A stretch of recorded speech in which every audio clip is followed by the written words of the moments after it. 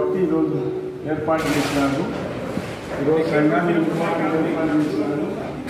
ఏమంటే కొంతమందికి పడక కొంతమందికి పడి ఉంటాయి, కానీ వల్ల లెక్కేసుకోవద్దు. సంఘం నేర్చుకోవాలంటే ఒక వచ్చినా 10 మంది చూడేసుకొని పోతున్నారు తప్ప వాళ్ళు భర్తలు తెచ్చుకోకూడదు. ఇంట్లో భర్తలు తెచ్చుకోకుండా చేసే వాళ్ళని మంచి వాళ్ళని యూజ్ చేయకూడదు. కష్టపడే వాళ్ళు కావాలి. కష్టపడే వాళ్ళని చెప్పి పోతూ దానికి అవకాశం పాల్గొంటారు.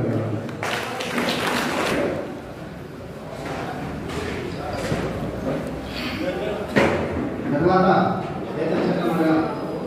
శ్రీ నయన్ చంద్రశేఖర్ గారిని వ్యాఖ్యానించవలసిందిగా కోరుకుంటున్నాను.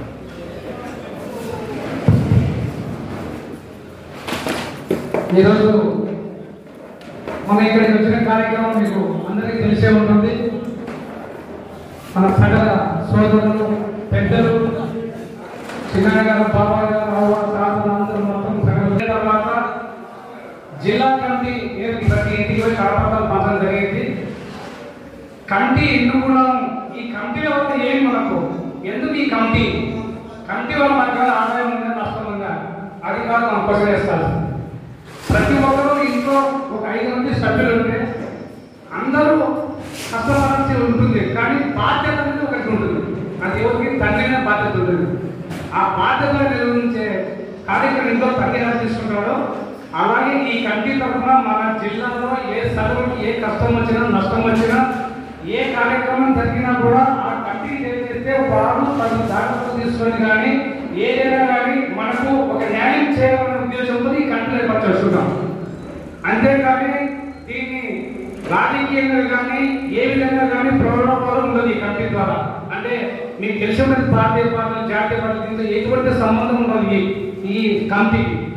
ఒక కుల కమిటీ అంటే సగర పనుల కమిటీ. సగరంలో అంతా ఏది జరిగినా కూడా మనకి ఎక్కడ అన్యాయం జరిగినా కూడా ఏది జరిగినా కూడా ఫస్ట్ తెలియజేయాల్సింది ఆ సగర కమిటీకి, ప్రాంతీయ కమిటీకి, తర్వాత జిల్లా కమిటీకి.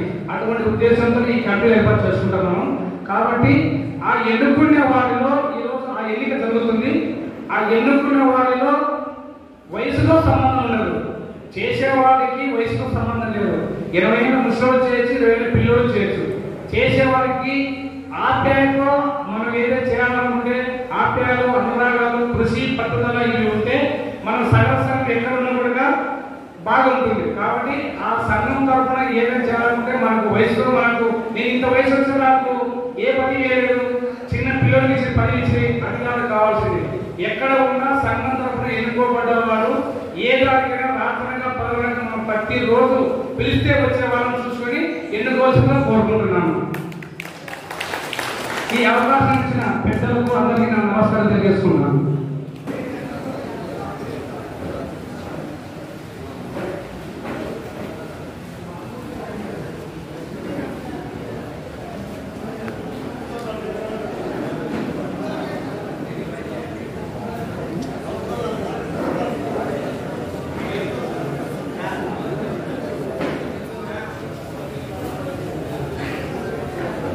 తర్వాత మన్యానపల్లి ప్రెసిడెంట్ గారు మన సంఘం గురించి వాళ్ళ అనుభవాన్ని మన సంఘానికి వివరించవలసిందిగా కోరుకుంటున్నాం.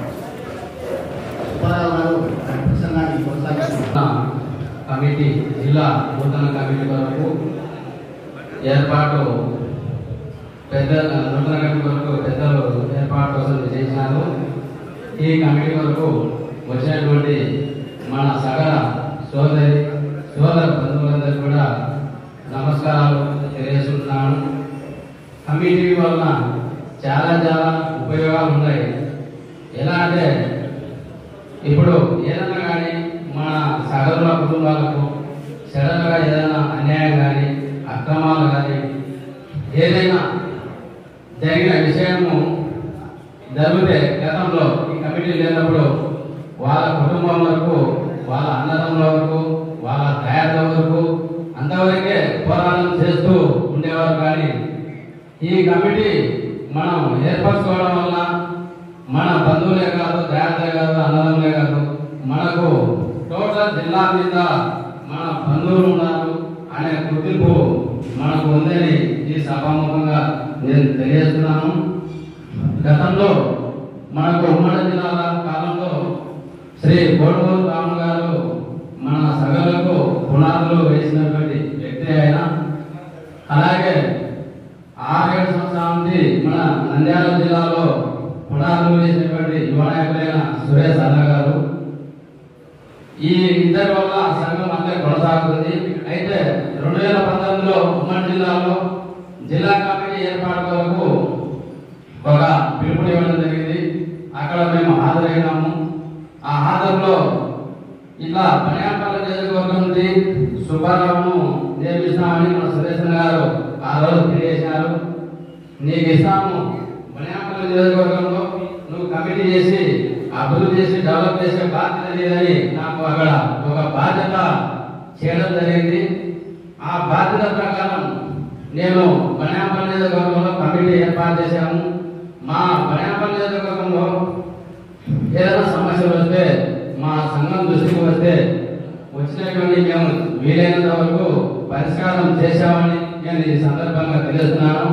వాటిలో యాక్సిడెంట్ కేసులు కానీ, ఏదైనా అన్యాయ క్రమాలు కానీ మేము అర్ధరాత్రి వరకు కూడా స్టేషన్కి పోయి కొన్ని సమస్యలు కూడా పరిష్కారం చేశామని ఈ సందర్భంగా నేను తెలియజేస్తున్నాను. అందుకే మనకు ఈ కమిటీ, జిల్లా కమిటీలు కానీ, నియోజకవర్గ కమిటీలు కానీ, కమిటీలు ఖచ్చితంగా బలంగా ఉండి కమిటీలో మన కులంలో అభిమానం, ప్రేమ, ఆప్యాయత ఉండేవాళ్ళు మాత్రమే ముందుకు వచ్చి సేవ చేసే వాళ్ళు మాత్రమే ముందుకు రావాలని నేను ఈ సభాముఖంగా తెలియజేస్తున్నాను. ఎవరైతే మనకు బాగా కష్టపడి పని చేస్తారో అధ్యక్షులు కానీ, కమిటీ సభ్యులు కానీ ఎన్నుకోవాలని ఈ సభాముఖంగా నేను తెలియజేస్తున్నాను. జై సగల, జై జై సగల.